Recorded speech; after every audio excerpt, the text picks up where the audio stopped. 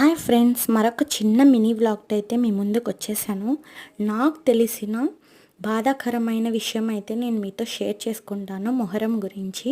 Friends, Muharram అంటే మనం పీర్లను ఎత్తి డప్పులు కొడుతూ డ్యాన్సులు చేస్తూ నిప్పుల గుండాల్లో నడుస్తూ ఉంటారు కదా ఫ్రెండ్స్. అంటే దేవుడు పూర్ణాడు అని చెప్పి నిజంగా అలా కాదంట ఫ్రెండ్స్.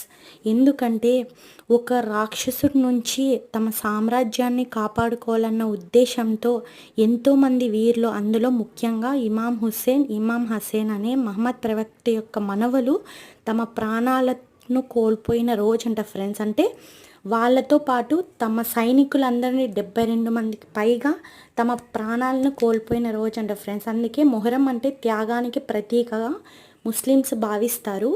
అంటే ముఖ్యంగా వాళ్ళు ఎంతో దుఃఖంగా భావిస్తారనమాట ఈ పండగని. నిజంగా ఇలా చేస్తున్నారు అంటే తెలుసుకున్నందుకు బాధ కలుగుతుంది, కానీ చెప్పాలనిపించింది చెప్పాను ఫ్రెండ్స్. Bye friends.